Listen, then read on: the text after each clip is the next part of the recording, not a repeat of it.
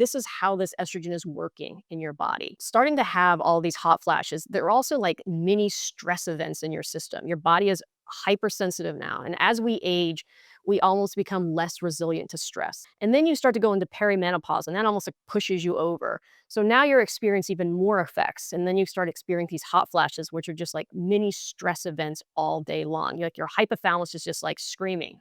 And so when somebody gets on something like estrogen therapy, estrogen itself there is a feedback loop back to the hypothalamus. And I say, look, your hypothalamus is setting off this alarm right now, and what estrogen is doing is dampening the alarm. So it's telling it to shut the alarm down. So the signaling is kind of dampened. It doesn't fix anything. It's just shutting the alarm off, right? The fire is still going on in the background.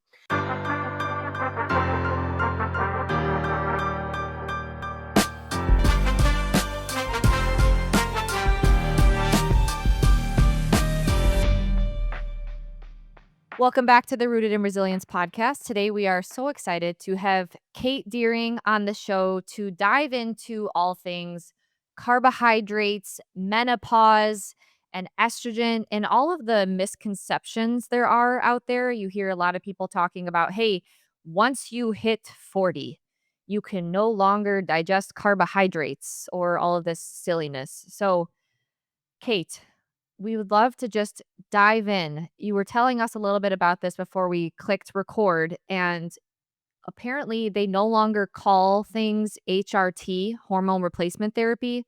They're now calling it what do they call it? MHT, menopausal MHT. hormone therapy.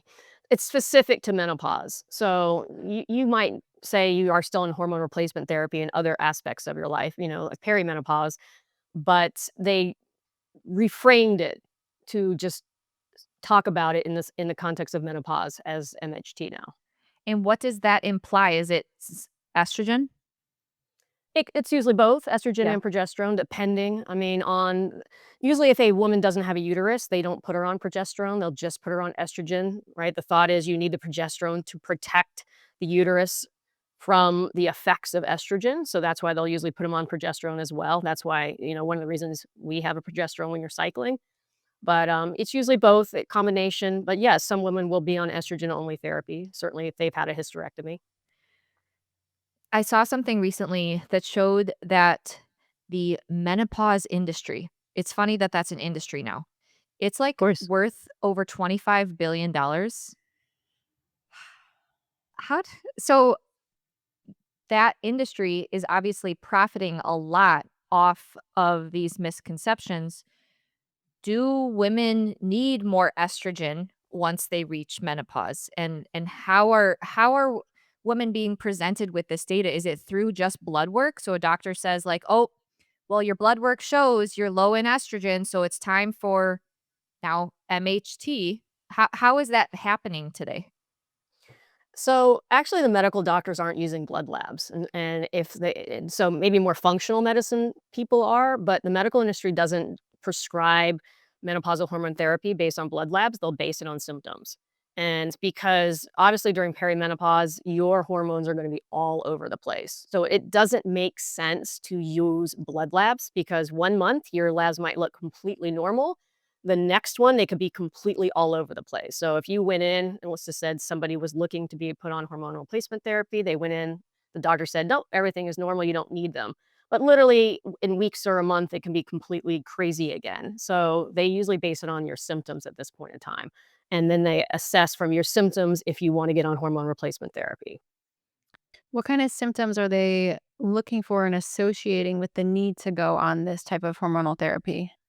So it can be anywhere from well, they're gonna look at perimenopausal symptoms. So the biggest reason someone is put on hormonal or menopausal hormonal therapy is hot flashes. That's the biggest thing that we have studied, that we know that when they get on these therapies, their hot flashes will go down. And probably about 80% of women start experiencing hot flashes. Could be as early as perimenopause, but definitely well into menopause. So that is the biggest reason why someone would be put on these hormones, because they do work for that. They will lower and diminish hot flashes. And in my opinion, that's a big reason why there are so many benefits.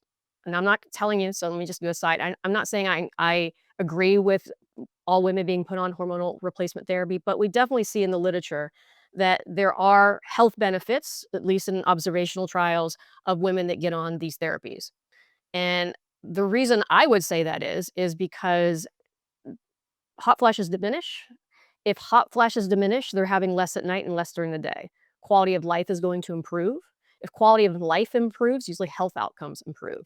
So essentially, they're sleeping better and they're feeling better. And that alone is going to make you have better health outcomes. Is it necessarily that you needed more estrogen for that to happen? Not necessarily. There's many other paths to getting to that result. It's just that this is a pretty quick one. And because so many women do feel immediately better when they're on these therapies, they do think they're the holy grail. So we just don't know still to this day if the long-term ramifications are going to have more negative effects than if a woman, let's just say, went a different path to try to reduce these hot flashes. Of course, there's a lot of selection bias when we look at these estrogen trials anyways, and what I mean by that is the women that are usually on estrogen therapies, menopausal hormone therapies, are normally healthier in the beginning, right? So a lot of women just can't get on hormone therapies because of other pre-existing conditions, heart issues, cancer, or blood clotting.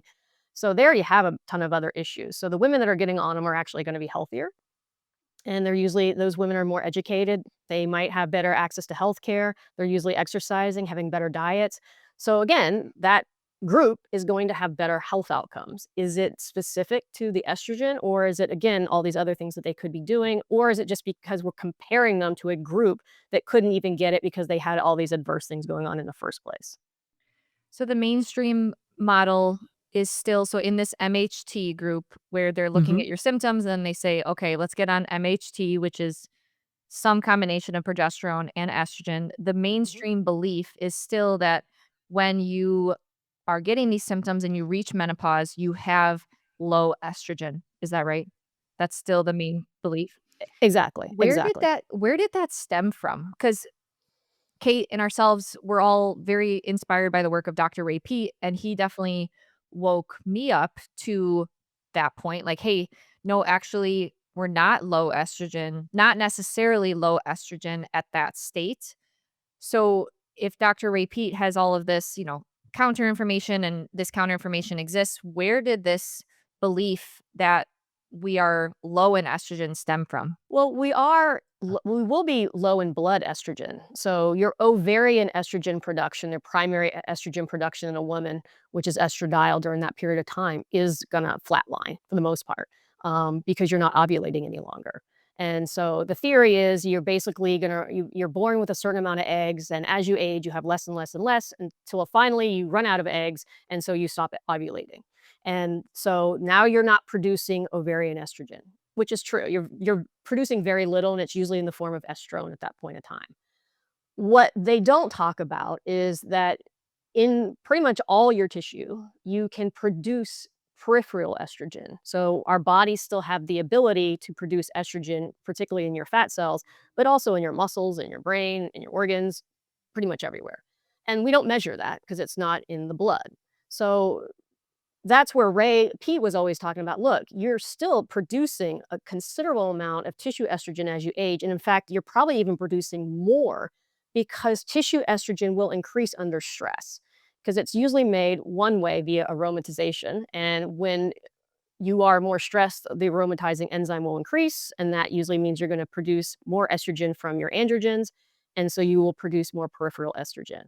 And that's where your estrogen is actually active, right? The blood level is just the highway system. It's just taking the estrogen places. It's still going to go into the tissue or so forth. But the tissue is where it is active.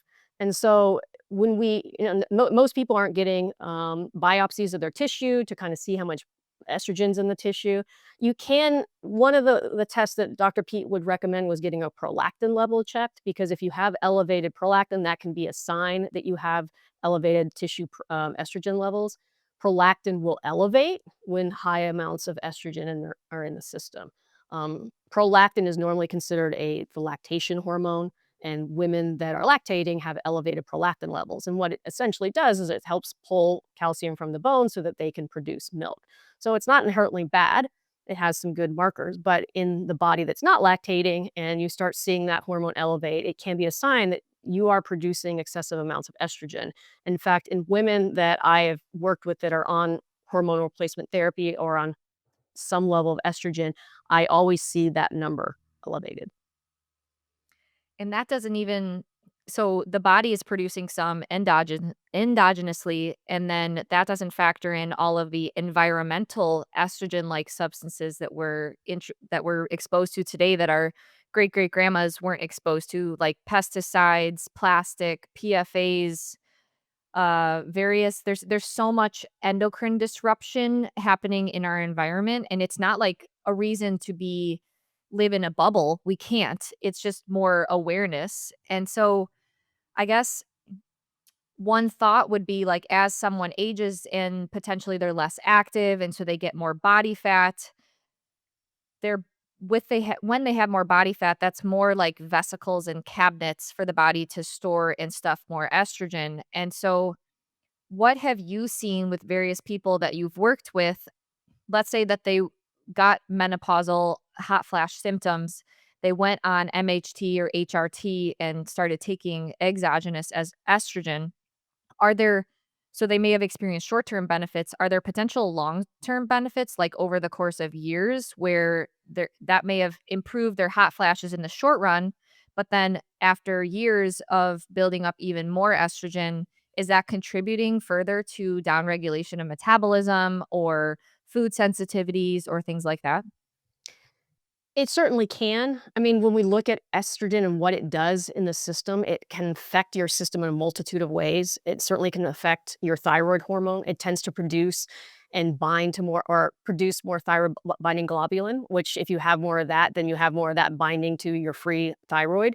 And so it can affect the enzymes that are actually converting thyroid hormone. So you can also affect thyroid hormone that way. We definitely see that people that are on estrogen therapies have lower body temperature, and one of the complaints is that they even though they feel better, they either can't lose weight or that they start gaining weight during that period of time. Now, there are other nuances to that because, we don't work in like kind of a vacuum and some things can improve while other things can get better.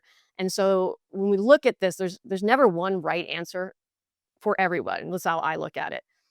Some people will feel better and they're gonna get an overall plus experience by being on hormonal replacement therapy. And a lot of times it's just because either they don't have the time to maybe make all the life changes, right? And it's gonna be an immediate fix for them. So all of a sudden they're gonna start sleeping better. So in that, the stress on their system is gonna downregulate on some level, even though they might not be really fixing the system. Usually how I tell people, like, this is how this estrogen is working in your body. Meaning when you're starting to have all these hot flashes, they're also like mini stress events in your system. Your body is hypersensitive now. And as we age, we almost become less resilient to stress. The more stress we have, our body starts to break down. We aren't eating as well. We're trying to eat less, whatever that we're trying to do. So we get closer to like a stress response every time. And then you start to go into perimenopause and that almost like pushes you over. So now you're experiencing even more effects. And then you start experiencing these hot flashes, which are just like mini stress events all day long. Like your hypothalamus is just like screaming, hot, hot, hot. And so when somebody gets on something like estrogen therapy, estrogen itself there is a feedback loop back to the hypothalamus. And I say, look, your hypothalamus is setting off this alarm right now, and what estrogen is doing is dampening the alarm. So it's telling it to shut the alarm down. So the signaling is kind of dampened. It doesn't fix anything. It's just shutting the alarm off, right? The fire is still going on in the background. But because the alarm is off, the body does regulate, does feel better. It actually does allow you to sleep better because the alarm's not going off all day long. So is there a positive? Yes, there is. Is that person better off doing that than nothing? Very possibly, right? Now, could there be possible side effects down the road? Absolutely, right? We know that women in general have a lot of an inclination to having a lot of different illnesses that men don't have. We have it like 10 times greater chance of having an autoimmune issue, 10 times greater chance of being hypothyroid, much greater chance of having gallbladder issues or gallbladder disease or having our gallbladder removed because estrogen is involved in that. Higher chances of having certain GI dysfunctions. We are like, I think It's a 30 to 60% of dementia patients are women. And, we always hear, well, they live longer. I go, yep, take the age out, still having dementia at a much higher rate than men. So we do need to ask the questions, why is that? Why are women experiencing all of these illnesses far greater than men? And also, women have a far greater chance of osteoporosis than men. Now, we're just smaller beings in general, so that could play a role. But all of these things are happening. And right now, what is coming out of the menopausal space, certainly people that are promoting hormonal therapies, is that estrogen is going to fix all of these things. And I feel like that's a very dangerous message because the reasonings that they're saying that they're from observational trials.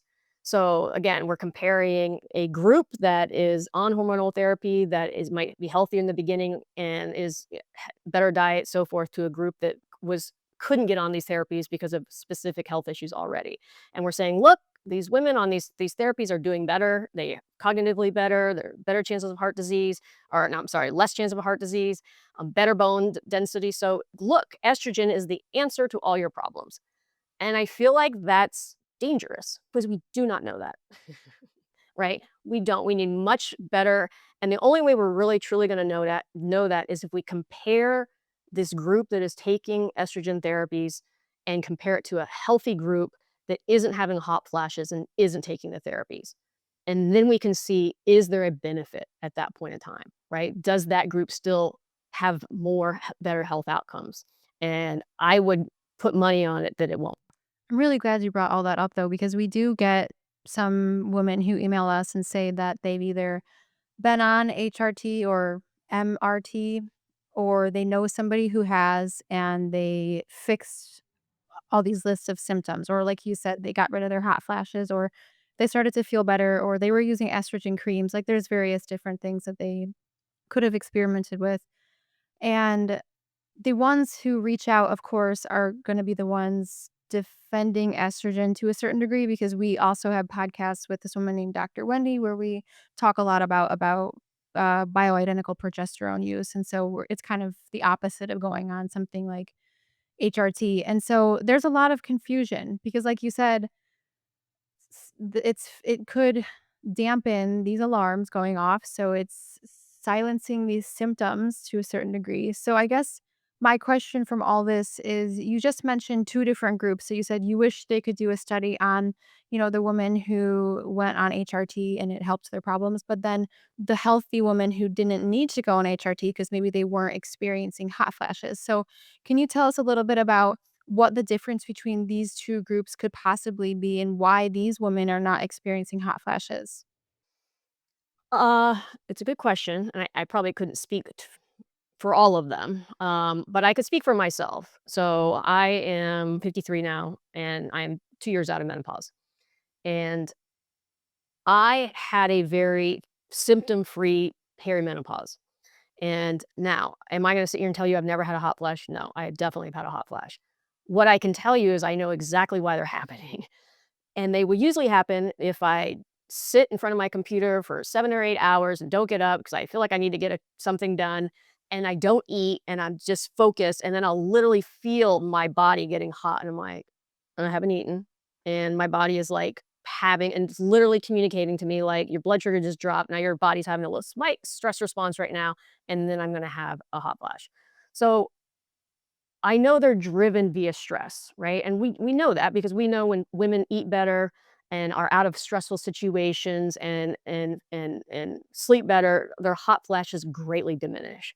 So we know they're definitely connected to that. So for women that aren't experiencing hot flashes, then we have to just look at their lives. They usually are sleeping better. Their life isn't crazy stressful. They probably are managing carbohydrates better. And because I say that because if we assume that hot flashes are due to a stress response, the biggest mitigator of your stress hormones is carbohydrates because stress hormones are elevating to elevate your blood sugar. Literally, their biggest thing that they're doing. And so, if your body's telling you you need more fuel, the only other way you can bring fuel into your system is by consuming it. And so once you consume it, the body's like, oh, she's got some coming in. Let's dampen the stress response because there's fuel coming into our system now. So if someone is usually eating carbohydrates quite regularly and is able to tolerate them, because they do need to be able to tolerate them, then I find that they usually have way less hot flashes. I will say the women that I have worked with who are now going into menopause now we're dealing with their period being a little bit off, 95% of them do not have hot flashes. And it's because their food is more regulated and because they're supported nutritionally and because they're eating more regularly and they're not trying to do all the crazy HIIT classes or what. And again, if they want to, great. I mean, I am never against any kind of workout you like to do as long as your body is able to manage it appropriately. But there is a minimum effect when the body is better regulated. If a woman, and you see this, because I see this online even with very, very fit women, they look super fit, they're super lean, and they'll sit there and they'll go, oh my God, perimenopause crushed me, right? And these are the ones that aren't eating a ton of carbohydrates. They're super lean, they're super low body fat, and they experience a really tough time during that time period. And it's normally because they've been stressing the crap out of their system to stay so lean that when this time period comes, they actually don't tolerate carbohydrates very well. And so they can't mitigate that stress response very well. And so they experience all the effects that you would when your hormones start becoming a little bit irregular and your hypothalamus, because it's not getting a feedback loop anymore, is starting to alarm off far more sensitive. Like, so all those other hormones like cortisol and everything are going to respond to it at a higher sensitive rate. So the work of Dr. Katerina Dalton, Mm-hmm. I think, is really fascinating, and she was one of the pioneers, and I know that Dr. Pete was inspired by a lot of her work as well. She documented the 3-hour starch diet, where a lot of her patients, she would make them consume meals every 3 hours that contained carbohydrates, and specifically inclusion of some starches, particularly for glucose, not necessarily just relying on fructose. So can you talk a little bit about what you've learned from Dr. Katerina Dalton? Because it's so opposite of what you're hearing in mainstream these days about, you got to go on low carb once you hit this certain age. Well, the work of Dr. Katerina Dalton shows the exact opposite, because she showed that the women could better regulate their internal progesterone production by keeping stress hormones low through regular administration of carbohydrate feedings. So, can you talk a little bit about what you've gained from Dr. Dalton's work and how you potentially incorporate some of that into working with clients? Yeah, and she used that when she was also giving them exogenous progesterone, right? Because her theories were when you consume progesterone, it's going to actually help and improve glucose uptake, right? So you're going to utilize glucose better. But if somebody doesn't have enough glucose in their blood or isn't managing appropriately, then they can basically have a stress response because you're giving something that's going to push glucose into the system or into your cells. And if it's not available, then someone will literally have a stress response. And then They'll they have a actually feel stress more response to the progesterone, is what you're saying? correct. Okay. Mhm. Yeah, so I don't know if you've ever met people that take progesterone and it makes them anxious. Yes. Yes, Mhm. right? And so that's usually the person that hasn't worked on their diet first, and they've actually tried to just go straight in the progesterone space and get a ton of progesterone. And that progesterone is basically saying, look, we're going to try to get you to use that glucose better. But that individual either can't tolerate glucose very well or is eating a low carb diet.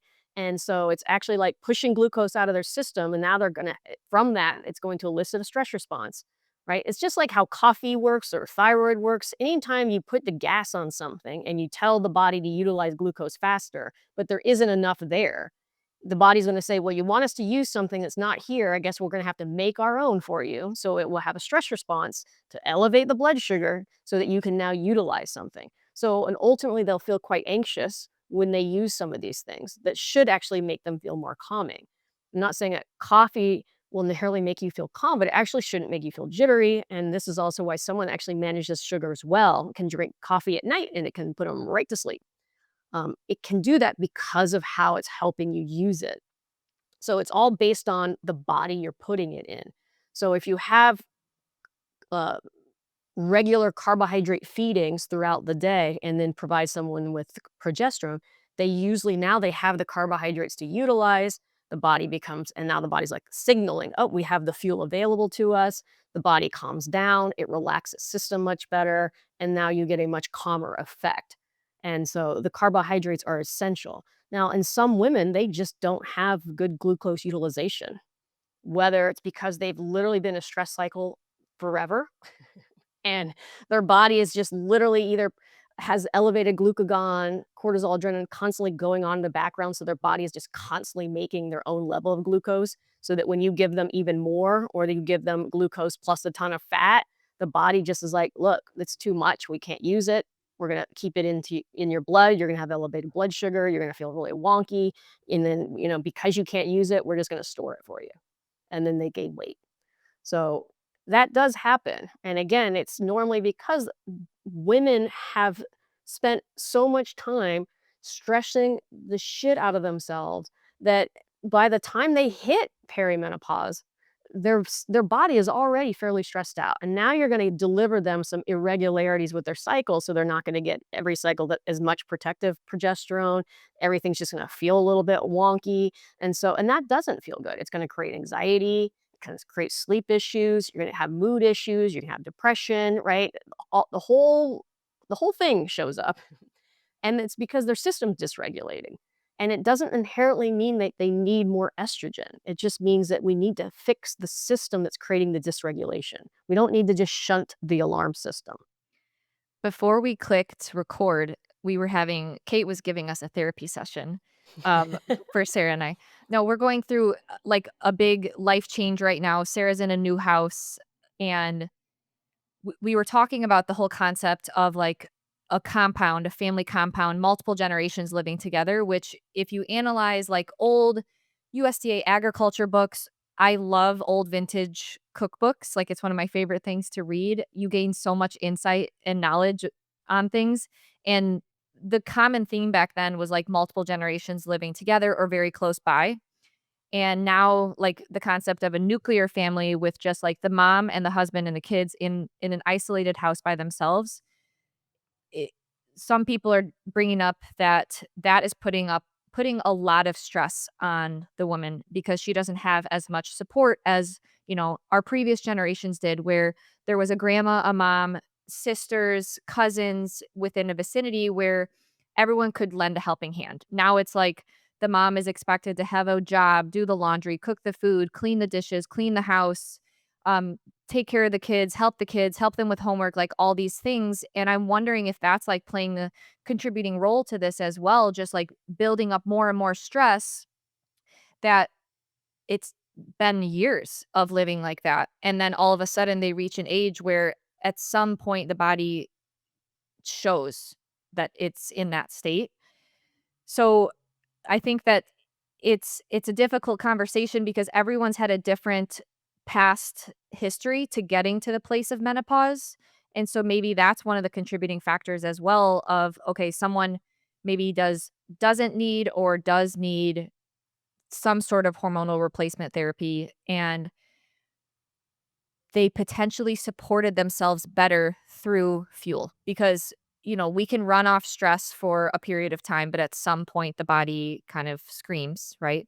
And you see two different messages in this menopause space right now. I would say there's like Kate Deering, who, as you mentioned, you are in menopause, you're above 50, you are still eating a lot of carbohydrates. How many carbohydrates do you consume a day?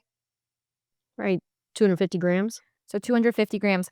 If someone in the low carb space heard that, I think that they would like scream, right? So there's two completely different messages being shared right now where one group is saying like no, insulin is so bad for you, you need to keep carbs as low as possible. And then a different group like the Ray Peat, pro-metabolic, bioenergetic, Kate Deering, like that group is saying you need carbohydrates to better support endogenous progesterone production, keep stress hormones low.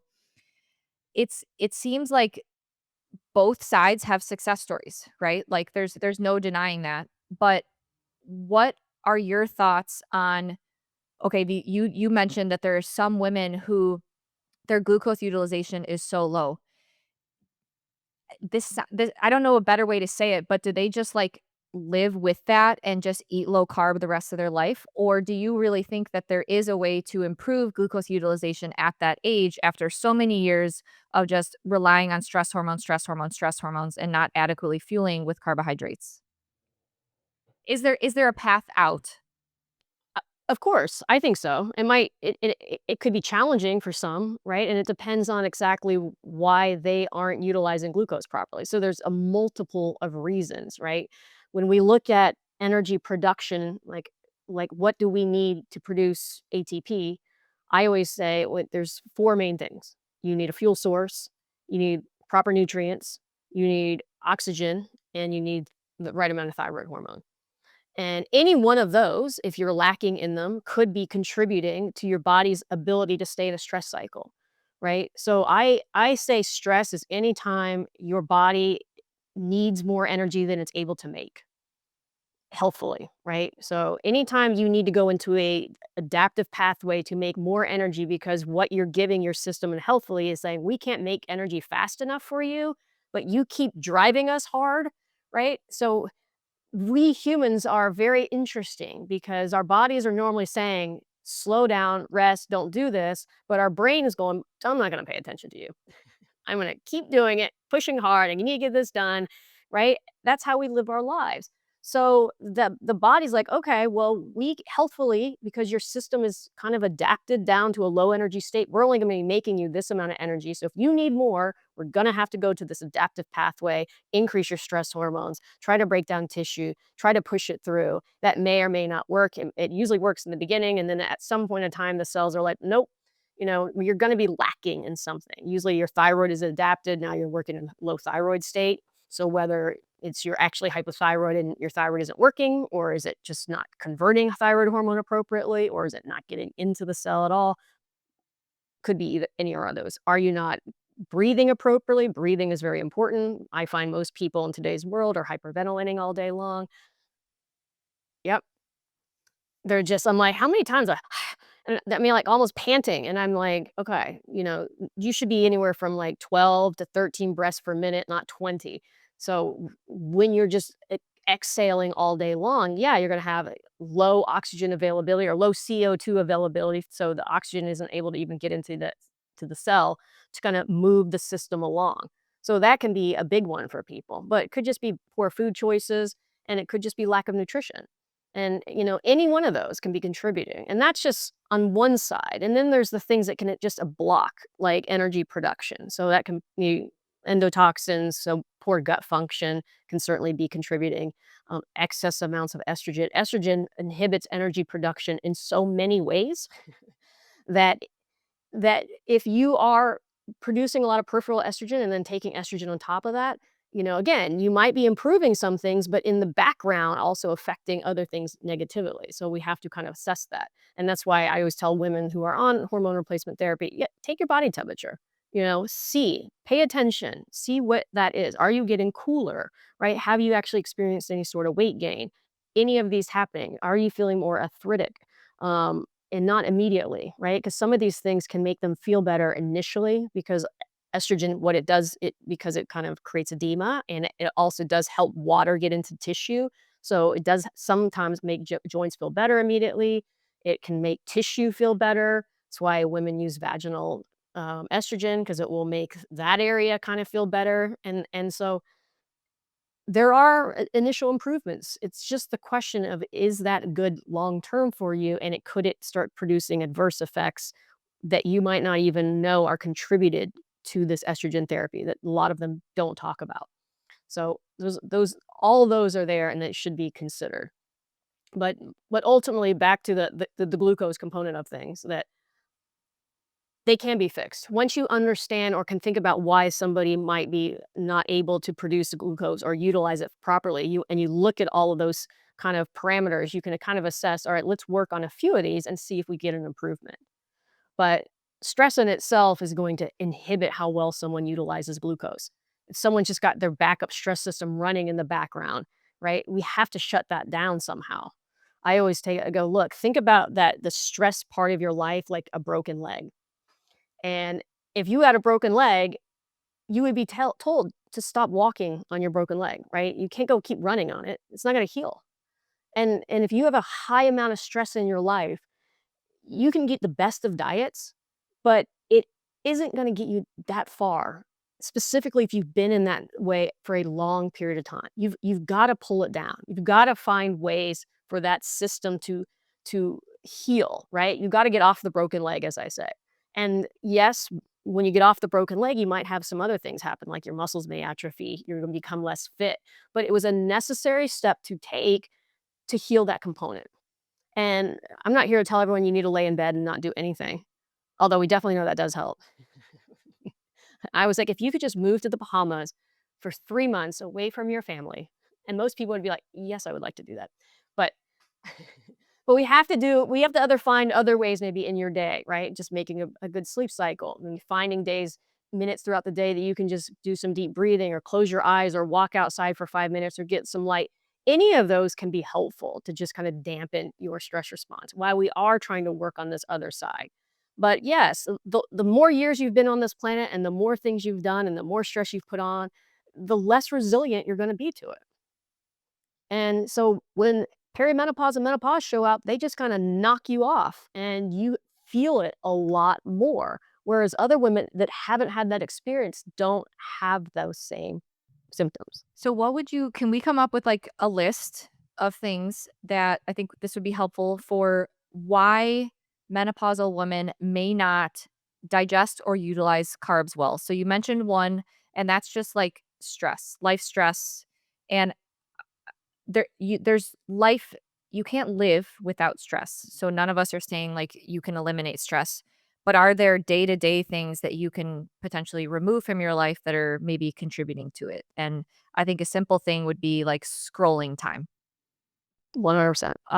Because that's something that you can take out of your life and not take it out fully, but maybe give yourself like a time constraint or something. So analyzing your day to day on things that you can remove that will improve your stress levels. So stress is one. Um, wouldn't having more estrogen, you touch on this, having more estrogen stored inside your body also negatively contribute to carbohydrate digestibility and utilization? Mhm, yeah, and solely because estrogen is gonna have a negative effect on your thyroid production and conversion, Yeah. and it also affects, like, your gut, and it can actually make your gut more leaky. It also exacerbates endotoxin production, so it affects a lot of different things that can affect energy production. So minimizing. I always say, look, it's not about flatlining estrogen or trying to get rid of all estrogen. That's not what you're trying to do here. And there's lots of positive things that estrogen does, and you need it. It's just the excess. And because we know that we produce more under stress, we want to look at that. Like, how do we mitigate some of that? And I always put it down to four things. You want to make sure you're detoxifying broken down estrogen properly, right? So the liver breaks it down, then we make it water soluble, then we dump it into the bile, then we excrete it through the intestinal lining. That's where we all know Ray Pete's carrot salad comes in because it's a really good binder and it can help initiate the bowel with a little bit of fat in it, and it can help get that broken down estrogen out of your system. Someone that has a really sluggish digestive system, we do know that there's enzyme beta-glucuronidase in the intestinal area that can reactivate or deconjugate that estrogen, and it can recirculate. Now it's active again back into your system, and it can create more problems. So having a good bowel movement, a clean GI, having things that are going to make things move through your system and not just dumping a bunch of fibrous material in there, meaning actually activating the bowel and by energizing it. Your bowel is a very long muscle and it needs to be activated. So having things like proper energy production, like having time that you eat your meals slow, light movement after you eat, all will help move bowel or help your bowel move. And so that's really important. So you want to be able to break down and detoxify estrogen properly. You want to minimize peripheral estrogen production. So that comes back to the stress factor or anything that you might help that could be an aromatase inhibitor. Those could be things like aspirin, progesterone, Those can all inhibit that enzyme from converting your androgens into estrogens. So those can be all the enzymes that either make a weak estrogen a strong one or convert androgens into estrogen, all are activated via stress. So we know that's why we know estrogen is a stress hormone because when we're stressed, we make more of it. And so again, it comes down to trying to mitigate the stress response in any way possible. And and then you can also, as you spoke about earlier, is, not exposing to exogenous estrogens or xenoestrogens, trying to minimize those things, minimize alcohol consumption because that can also increase aromatase. So people that are drinkers, I usually suggest, hey, let's give that up for at least 30 to 60 days just to see how you feel because alcohol A will make your gut more leaky and it also is going to help aromatase. So you'll make more estrogen. Nothing good's gonna be happening, and it's gonna have an effect on your liver, so Well, it'll and decrease a lot estrogen. of modern alcohol is made so differently than our ancestors made alcohol. I think that, like, cheap beer is one of the highest exposures to glyphosate because that wheat and various crops that are used are sprayed heavily. No one really thinks about, organic alcohol, but, like, crops are used to produce alcohol, and sometimes that's in the alcohol itself, so that would be, more pesticide load potentially relative to what our ancestors were doing. So that could be Mhm. another benefit of why someone removing alcohol would maybe feel a little bit better because that's another exogenous estrogen source coming in. 100%. Yeah. I mean, we are you can't again, when you start to look at everything, you're only like, I can't go outside, I can't do anything." It's like estrogen everywhere, and it is not, again, about flatlining, it's just being aware, Yeah. right? And saying, "Look, is there some place that I can clean out my cleaning products? Is there somewhere I can kind of address what I'm putting on my face, my skin?" Right? Is there other things like don't get a lot of blue light exposure and sit on my phone all day long? All these are just little things that if you do, will impact you in a positive way. We live in a world today that we just are exposed continually and zapped all day long, right? Even just scrolling on your phone. I mean, I don't think we were meant to be in 100 people's lives in 1 minute, and just digesting all that information all day long. I mean, it's a lot, right?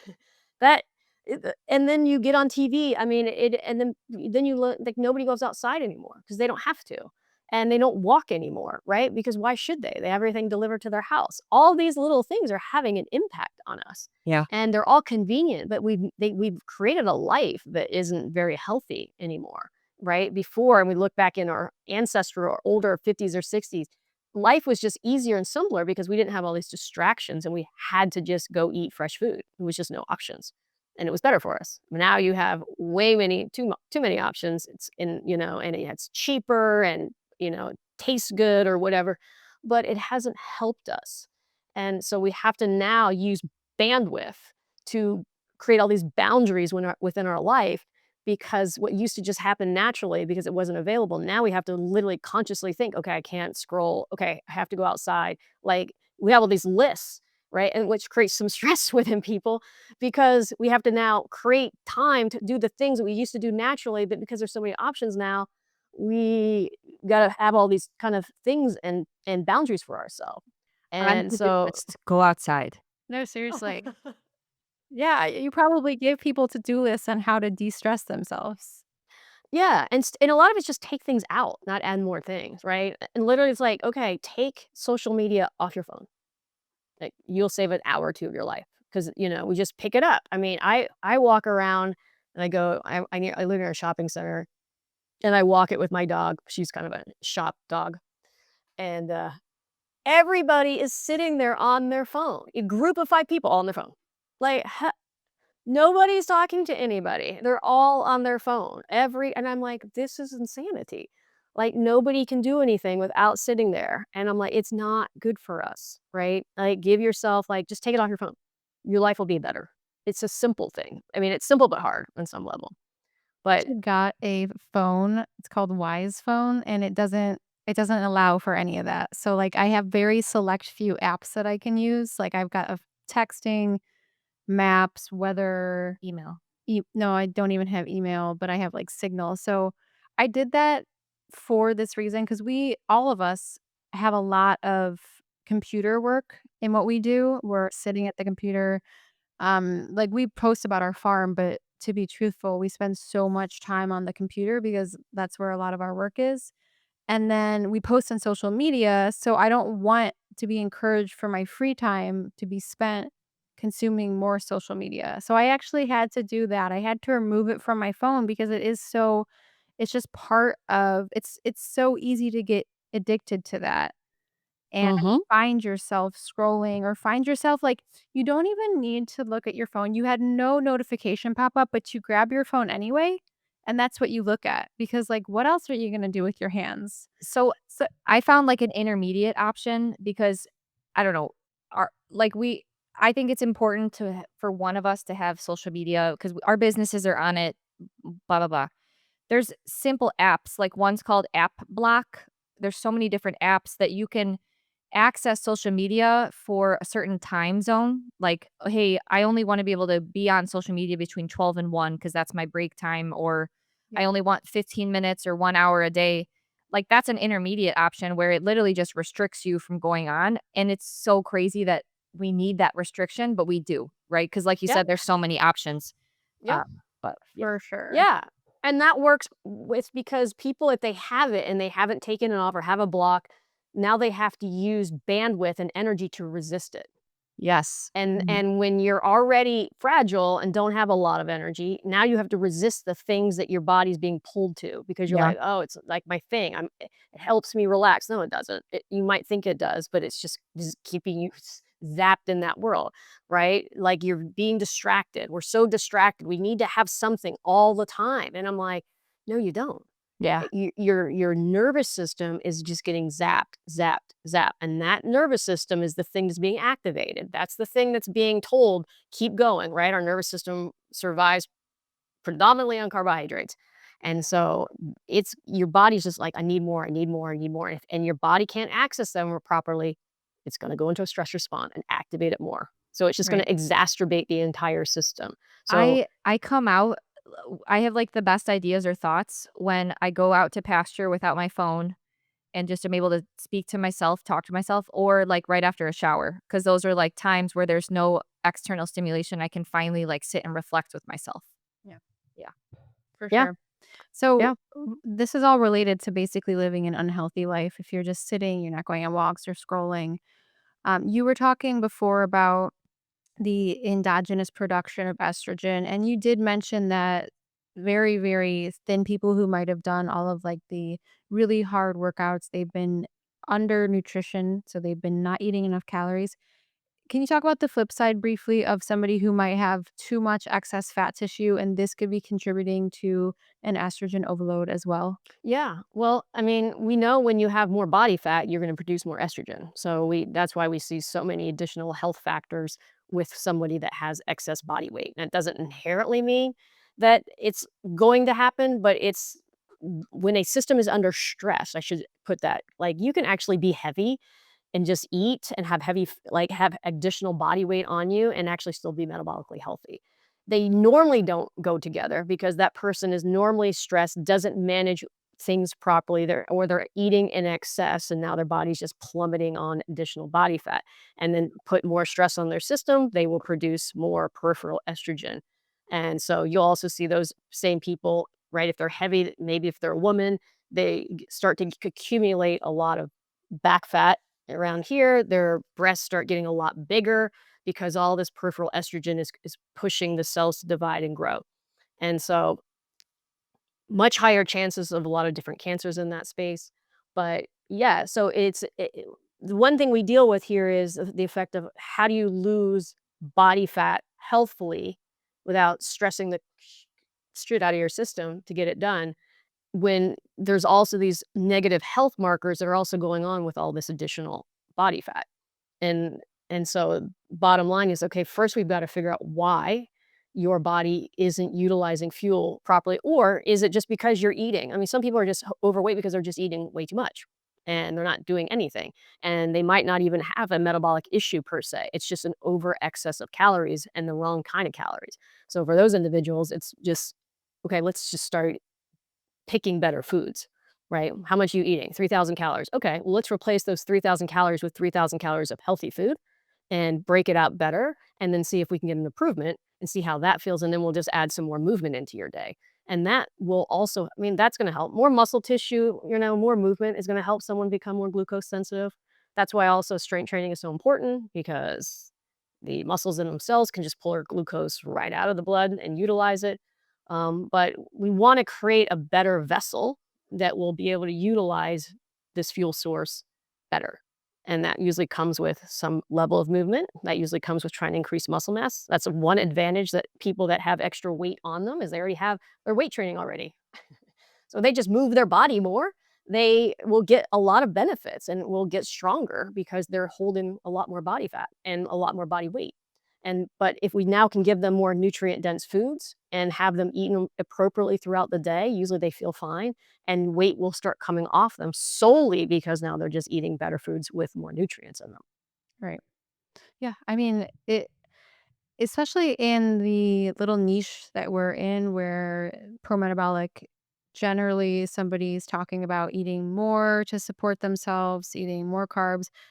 Um, Sometimes balancing the macronutrients isn't talked about as much, where maybe if we are gonna, especially if somebody has been low carb dieting and we're gonna add in carbs, you can't just necessarily add that into your already ketosis diet, right? Like you can't just go high carb, high fat. Some people do find it, like you said, it depends on where you're coming from, right?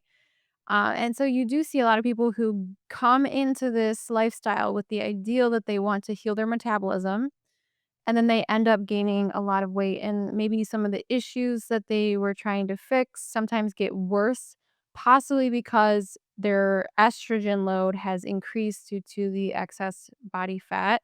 I myself experienced improved hormonal balance when I lost weight. So when I lost body fat, even though I was not necessarily eating in excess at that time and doing all the things that a lot of people say we need to in this community, I saw benefits from when I did lose the excess body tissue because I was overweight for my frame. And I think that's, of course, that's a fine line too. There's people who are overweight, like truly overweight, and then there's people who feel like they might have excess body fat.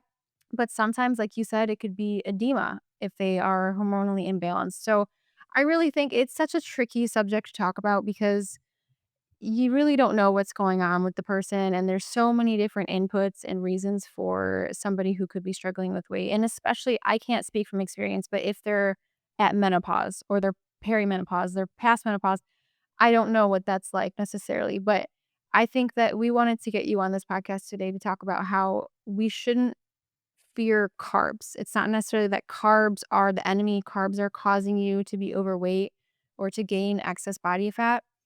I thought at age 40, carb digestion, it just gets shut off. There's a button. Somebody said that. There's a button that just, I'm not kidding you. I don't remember who said it, but they said at age 40 and beyond, you are not able to tolerate carbs. Oh, Carbs equals bad, insulin equals bad. so fascinating. And it's like, it's not the carbs. Maybe it's you. It's your Well, state. It's your state. Did we have a bunch of questions come in? Yes. Kate, if we could have a few more minutes of your time, we had a few Oh, yeah. questions come in that people wanted to know based on this conversation. So Yeah, these are actually really, really good questions. So, can a bioenergetic approach delay the onset of menopause by decreasing hormonal stress? And so I think it's important to define a bioenergetic approach. I would say it's very opposite of a keto approach, and it would say consuming the carbohydrates that you digest well in an amount that's appropriate for you and keeping fats more moderate that's why I went and on more that saturated. tangent. Yeah. So have you seen this, Kate, with your patients and with yourself? Can a bioenergetic approach delay the onset of menopause through the action of decreasing hormonal stress? So it would be hard to assess because usually it's an n equal 1 person, so you don't know if they're being delayed. Now, I've had people that have had their cycles return after they started eating more appropriately. So they've gone through a stressful situation and they could have lost their cycle for a period of time. And then all of a sudden they start eating better and their cycle returns and it becomes regulated. So I've certainly seen that. Has it actually delayed like we thought that person would be at 50 and then they were at 52? I wouldn't know, right? I mean, maybe that was when their time was anyways. So it's hard to say. It would seem reasonable that it would, in the sense that when somebody's health is better supported, they're gonna have a healthier cycle, and it's going to be more regulated, and there's gonna be less stress impact on the system. What I definitely see is that women that are really, really stressed go through menopause much earlier. 45, 46, like, it stops, and you're right on the cusp of too early, and usually if it happens that young within women, they are actually put on hormonal replacement therapy because 'cause they're just like, "Look, you don't have any progesterone or estrogen or ovarian estrogen. We want you to be on it at least till you're 50 or 51." So, stress will impact that. You'll have this, and your doctors may say, "Well, you just ran out of eggs at that point of Mm. time," and we definitely have data and information where we've seen that and this has been in rats, and rat trials where they've actually taken old ovaries out of old rats and put them into young rats, and those old ovaries actually worked. They started to actually able to generate eggs and to work properly. And then they've taken the old or young ovaries and put them into the old rats, and they didn't work. And so we do understand that environment is important for how your systems work.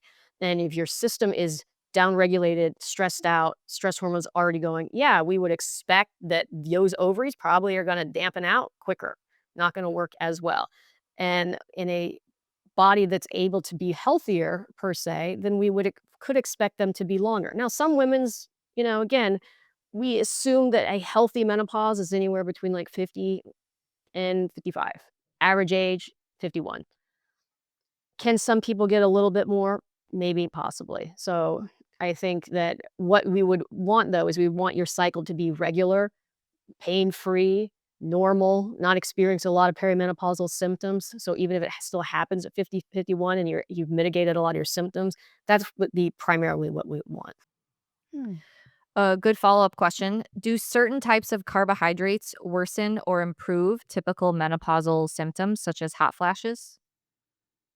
Certain types of carbohydrates. Well, it can depend. So a lot of people, I think, when they think carbohydrates, like cookies or cakes or processed foods like that, um, they have sugar in them, certainly, and I think we think they're sweet foods, but if you looked at them calorically, they would be predominantly fat foods. So you're having a sugar-fat food that's high calorie, that normally isn't gonna be great if you're eating those all the time. It's gonna whack out your blood sugar, you're not gonna get sustainability with that, and that's gonna make you feel more all over the place. So what I find that women, if they're and again, it depends on the body that we're doing this in. If somebody already doesn't tolerate glucose very well, you don't wanna override them with tons of carbohydrates. They don't respond appropriately. Usually, their blood sugar markers are gonna get worse. Now, depending on how they feel, what I have seen is if they can kinda tolerate an increase of carbohydrate, and if I can keep the calories the same and they aren't tolerating very well, a lot of times I can reduce the fat to down about 20%, which is challenging, but if you get it down fairly low, they will start tolerating the carbohydrates better. And when we can get them to tolerate carbs, now their energy production is going to improve. And when energy production improves, now they're going to help, that's going to get them out of the stress response more. So over time, their body actually starts to manage them better. It starts to feel better. And when they get to that space, then I can start adding more fat in, and they seem to tolerate it better with both of them, as long as we keep them under the same caloric calorie umbrella. Meaning, if you're coming into this on a low carb diet and you eat 2,000 calories, and all of a sudden you're like, carbs are great. And now you eat 1,000 calories of carbs. Now you're eating 3,000 calories and you didn't change anything else. Yeah, you're going to gain a ton of weight. Mhm. Um, so look at how much energy intake you are taking in and probably keep there while you start adding carbs. And some people will work better slow and steady and that allow their body to acclimate. Some don't respond well that way. And sometimes it works pretty effectively to just lower their fat fairly low and give them more carbohydrates. And that could be the combination of fruits, vegetables, roots, whatever the body can tolerate. The right carbs for you are going to be what you can tolerate. And that means how your GI function's functioning. Are you having a daily bowel movement? Are you having any bloating, digestive issues? Are any rashes coming about, right? If you're having symptoms like that, then we might try more simple carbohydrates that will digest a lot quicker in your digestive tract so that not a lot is going to go down into the colon area, and see if you tolerate those better. So it's a very much trial and error. There's not one size fits all. It's a let's look at your biology and see what you can tolerate and try to work with that and then move you from there. Yeah. Definitely seen the differences in the individual where some people do really well with that pretty radical shift of going from a higher fat to a lower fat diet and adding in the carbs, whereas some people do absolutely horribly when they add in the carbs. And it helps that the way you explain that they're still having other issues. There's other inputs that could be causing issues, and a slower approach might be more appropriate.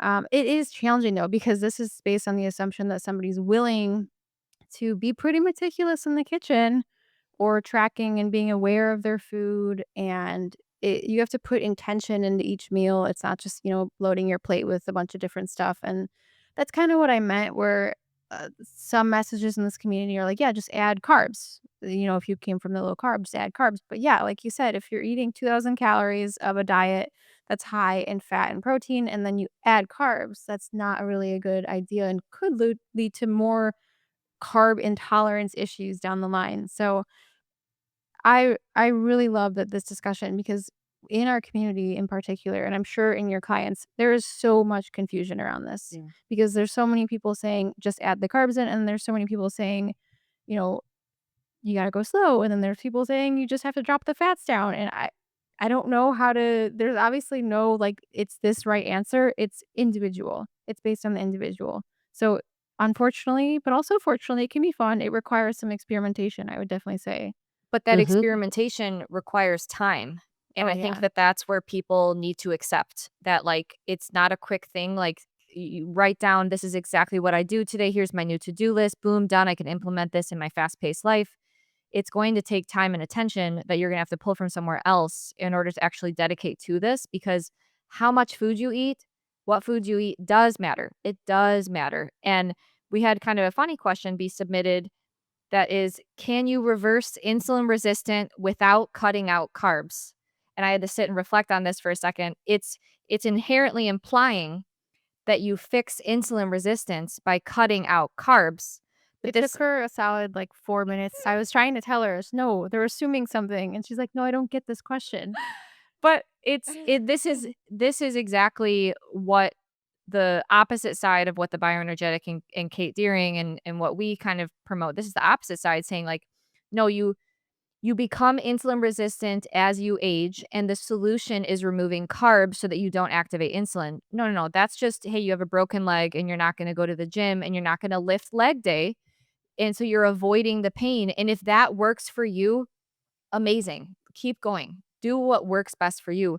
But I think one of the main points I hope someone takes out of this conversation is like, it doesn't have to be that way. You can add carbohydrates back in. There's no arbitrary age where your carbohydrate digestion button gets shut off. It's just being in tune with the breaks and the things in your life that are contributing to your carb intolerance. And Mm. avoiding carbohydrates doesn't solve insulin resistance. It just avoids the trigger. The definition of solving insulin resistance is eating carbohydrates and your body responding appropriately by releasing the right amount of insulin to lower the blood sugar that the carbs just raised.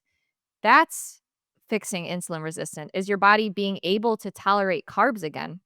And so I think that that's a kind of a dangerous message with the opposite side of the spectrum. It's, hey, if you don't want to work on your carbohydrate metabolism, that's fine. That's totally fine. Go down this path, but you're not fixing it necessarily. And I think Kate is a great example yourself, and also the many people that you've helped through. If you address these various breaks that are happening, whether that's food choices, stressors, having way too much body fat, not enough muscle mass, gut problems. If you're not going to address those, then yeah, you may be stuck in this like negative feedback cycle of like, okay, I'm removing carbohydrates. I don't poop every day. I'm super stressed out. My calorie load is getting lower and lower. You're pushing yourself further into a corner of a state where you're not going to be able to digest carbohydrates. It's a self-promoting cycle in the opposite direction that we want to go. And if you're so in that corner, you can't just jump out and throw a bunch of carbs in. It's going to take deliberate time and attention in addressing lifestyle and dietary choices in order to get out. And if someone doesn't have the support or the mental space to do that right now, that's okay. But it doesn't have to be that way. And I think that we need to get rid of this carbohydrate food fear of that's associated around menopause and instead more empowerment if you do want to kind of go down this other path. Mhm. What 100%. Yeah, and you're absolutely correct that a lot of the answers to people's symptoms, whether they're insulin resistance or high blood sugar are, well, if I just remove the carbs, then those things go away. And they do. And so for the blood labs will look better. And a lot of times people do feel better with that approach, at least initially. Now, there could be something, and certainly I know you guys did the keto carnivore lifestyle for quite some time. And if you and this is why a lot of people feel better when they reduce all carbohydrates, because the one thing carbs can do is they can be irritating to the GI lining. And if you already have a gut that's permeable and you're producing a lot of bacteria that produce endotoxins, and now that is going to be leaking into your blood systems, and those endotoxins can actually inhibit cellular respiration within the cell, then that is a big factor for why some people might have high blood sugar or insulin resistance, right? Anything that's going to inhibit energy production is it going to be a contributor to that other side, insulin resistance, high blood sugar, because it's slowing down how fast you can produce energy. We want you to be able to get fuel into your system and produce energy quickly and then utilize a lot of it. So it's just constantly going all the time. We produce tons and tons of energy, and that means we have tons of energy for your digestive system, your hormonal system, your nervous system, all tons of energy for your body to function appropriately. And in that kind of world, you can do lots of things. You can put lots of stressors on you. You can have 7 businesses, and you can keep going because your body has the foundational, tools to keep up with all that. It's when you don't have that, it's when you now don't have the fuel, you don't have the nutrition, and the body's like, "You're wanting me to go really hard still, but I don't have it that you're giving it to me. So I'm gonna have to break down some stuff on you, and I'm gonna have to break down some fat, some muscle, whatever, and get resources in another way." And great, it can do that short term, safe way to do it. It's just when you start staying in that state and you push that state more and more and more, and then the body's like, well, you keep pushing us, so we're going to adapt. We'll slow down the function of all your internal systems. So your period won't be as good, or fertility won't be good. Your digestive system won't work very well. You may have brain fog now. Symptoms start to appear. And that is all the result of you not being able to produce energy effectively. So it all comes down to the energy side of things. And all the symptoms are because that is the reason the energy issue is creating all of that symptomatic stuff. So we always want to work on that side of how we can improve. And for some people, they might listen to this and like, holy cow, there's so many things. And there can be. But what's important is you need to find 1, 2, 3, or 4 and just start there and do them consistently, right? So it's a matter of, okay, figure out how much food you're eating, how much food can you eat and stay the same weight. Okay, eat that same amount of food and add some different things in there. It could be as simple as just add a piece of fruit in each one of your meals. Okay, do that. Maybe eat a breakfast. Okay, do that and log it and get some sunlight and get off your phone and do that for a month.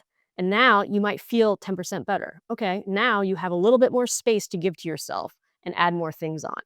If you don't have a lot of time and energy going on right now, you can't do 100 things. You can do 2 things, right? And do those 2 and do them consistently. And then when you have more space, you do the next thing and the next thing. And if you go that route in time, in a year or 2, you're going to feel 50, 60, 70% better. If you don't do that, I assure you, you'll probably feel 50, 60% worse. Hmm. Yeah, I love that. There's one more. And I sorry, real quick, I love that you just said that maybe in a year or 2, you're still only feeling 50, 67% better. People have expectation of feeling 100% better like yesterday, and that's Uh-huh. really not how the body works. Yeah. No, not when you've hit the wall. And if you've ever hit a wall, I know I've hit a few walls in my life. I think you've hit a wall. We've probably all done it. That it doesn't happen like that, especially when you get older and hit walls. It takes time. But that's part, I look at it's part of your journey. It's part of what you're supposed to learn. You can either decide you don't want to pay attention to any of this stuff and go, nope, I still want to focus on all the things in my life that created how I am right now, which could be a lot of bad things, right? I'm still gonna do all the things. I'm still gonna go out and drink. I'm gonna eat the crappy food. I'm gonna keep working 60 hours a week. All that life is creating your issues. So you have to adjust that, right? If you want to have a healthier life, you're gonna have to create a life that's healthy. And so you have to change things. And I assure you, anyone that has gone through that process is always happy that they did, and thank God they're always better at the end. But some people are like, it's just too much, right? And go, "Okay, then pick 3 things, and that's it, and that's all we're gonna do," and then go from there. And it I like you said, it could take longer, though. For sure. I think that this is a really good question because I think lack of movement as one ages is a problem. Like, we get less and less active, and that is contributing to the loss of muscle mass and the replacement of that with body fat tissue. Um, I think that finding exercise that is supportive is very important as one ages. And this was a pretty good question because I think there's a lot of confusion for we clump exercise all into the same category, but there's actually a ton of different types within that, right? And so this question is how much intense exercise is good for pre and postmenopausal women? Is CrossFit type stuff beneficial, or should ladies be walking with some mild rucking or less intense strength training instead? So, Kate, what is your advice for the best type of exercise as a woman is aging? I always say, do what you like and also do what your body can handle. And so it's not a lot of people like that answer. Um, and what that means is if you are healthy and you love cross training and you eat enough and that makes your heart happy doing that and you feel good and you can recover, then go for it. I have nothing against people pushing themselves hard if their body can handle it. And you can if your body is well supported.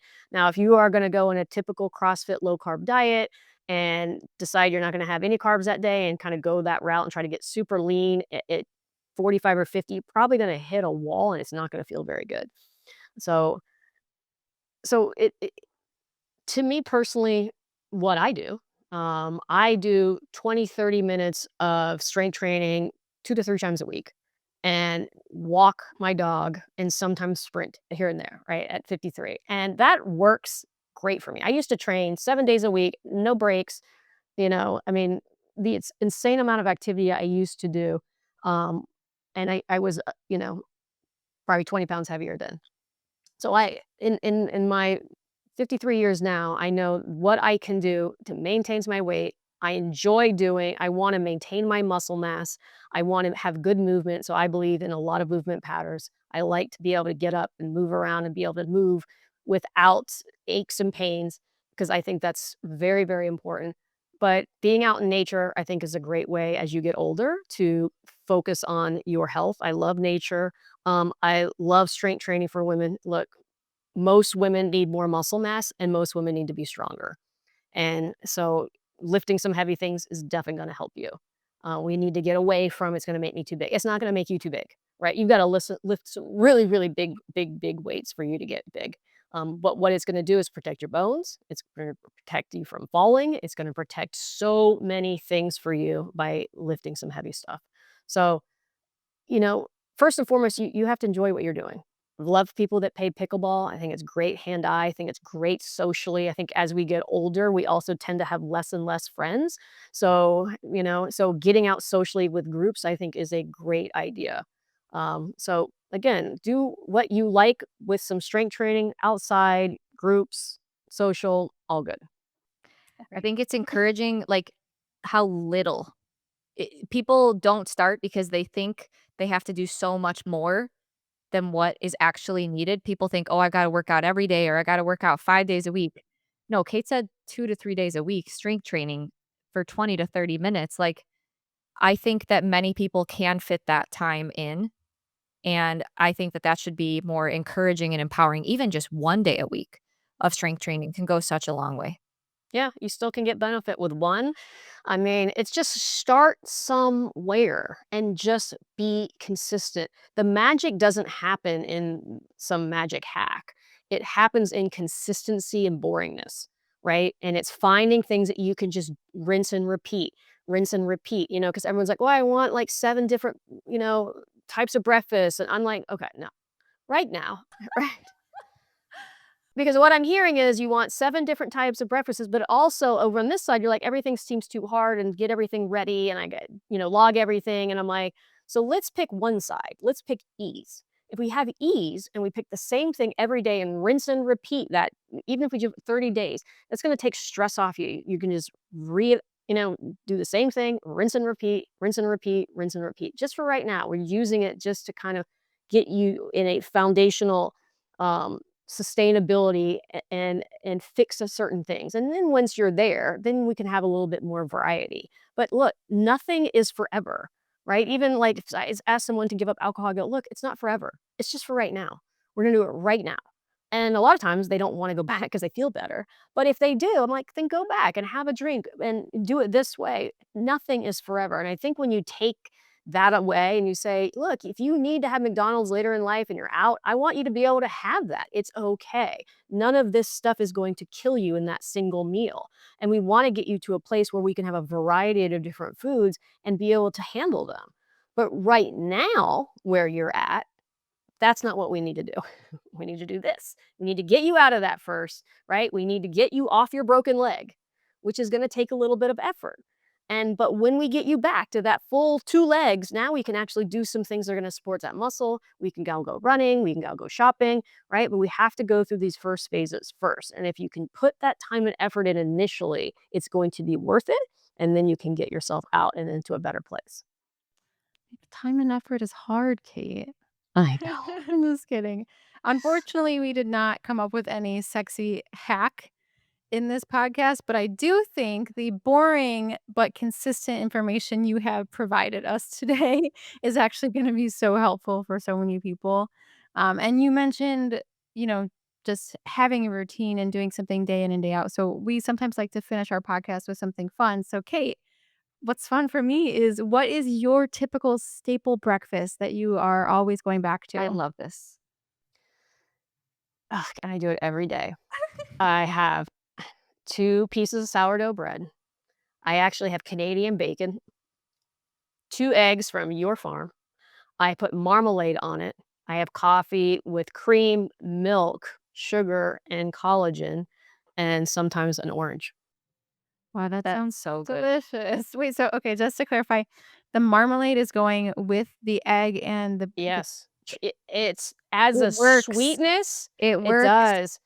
It adds a sweetness to the saltiness and the egg yolk with the kind of Canadian bacon. It's like Hey, I get just it. I get it delicious together. 100%.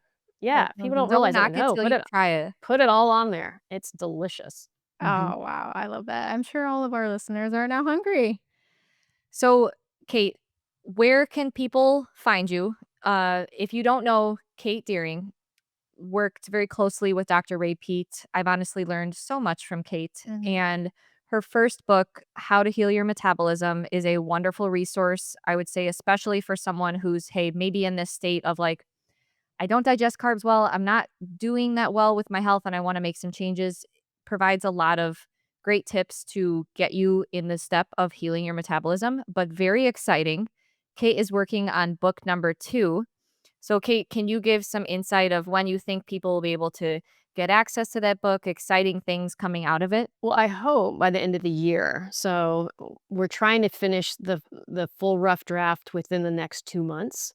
And I was just telling Ashley and Sarah that it grows because I write this book very differently than I wrote the first book, because from the first book, a million questions came out of that.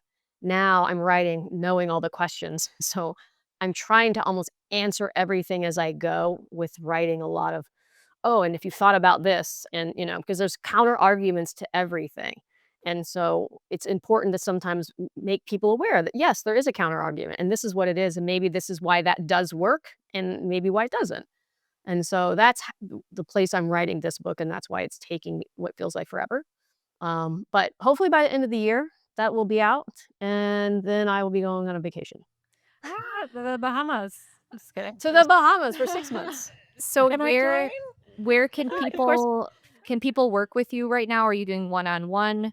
Where can people find your information?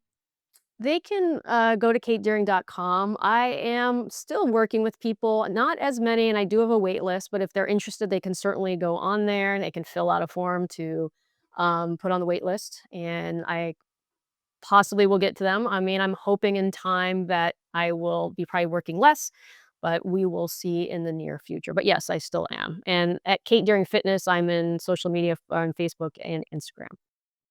Definitely check out. I'm sure I only know your Instagram, but I'm sure it cross shares to Facebook. But yeah, definitely check out Kate Deering Fitness on Instagram. She's got great informational posts that are very easy to understand and grasp, and not too much information at one time. So yeah, any parting pieces of advice for anyone that is in a state of confusion and maybe facing menopause?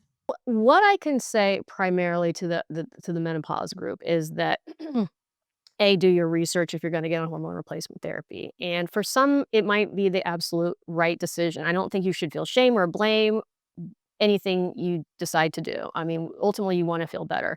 And even if you do decide to get on it, don't let your research stop there. Dive a little bit deeper, because we don't want, if there are negatives, and we don't know, to be quite honest with you. I mean, it has changed a lot. When the Women's Health Initiative came out, they did test it with oral estrogen and with progestins, and now predominantly women are getting on transdermal estrogens and permetrium, which is oral bioidentical progesterone. So it's probably better, and it's trying to figure out, is it possible that that combination, there's still a net positive for women? I don't know long term, right? So, and we don't know. We're still testing all that. So, but what I can tell you is all the mechanisms of why some of these things are working, and ultimately they're not really fixing the problem of your system. And so we still want to address that. And you still can, even on hormone replacement therapy. And sometimes you might decide that you can possibly get off it. But certainly, I have seen women that don't change anything, that just started to think that, hormone replacement was horrible for them, and they got off of it. And then they spent the next 5 years of their life not sleeping. And I'm not going to say, I don't think that's better than being on hormone, because not being able to sleep is going to create literally probably the most poor health outcomes in people. So there's always going to be good, better, best. Usually with every drug, medications, always some level of side effect, and there can be some negatives. We just want to know all of them. And if there's a better route that completely, you don't have to do any of that, I think that's worth investigating. And I do think this approach, when you can get people to utilize carbohydrates better, does help mitigate a lot of the effects of menopause. So I think that Right. that's right there is a topic that no one is really talking about, in that proper carbohydrate utilization, using carbohydrates better, could be a path of potentially improving hormonal status at that age. It's like a possible avenue that requires work and effort and intention and lifestyle and dietary choices, but becoming a better oxidative phosphorylator. Sure. Look at you. Oh, good big word. Yeah. Uh-huh. Yeah. Being able to utilize glucose better could potentially help mitigate some of the consequences that one is facing with. And so that's, I think Kate provides a lot of resources on how to do that if you are interested in going down that path. Yep. Right? Yeah. Absolutely. Okay. Cool. Well, thank you, Kate, for your time. Really appreciate it. And You're we'll definitely have welcome. to get you back on soon. And if you guys have any follow-up questions for Kate, definitely put them in the comments, and we'll see if we can pull her away from book writing here sometime over the next few months. Yeah. Sounds good. Thanks, Kate. You're welcome.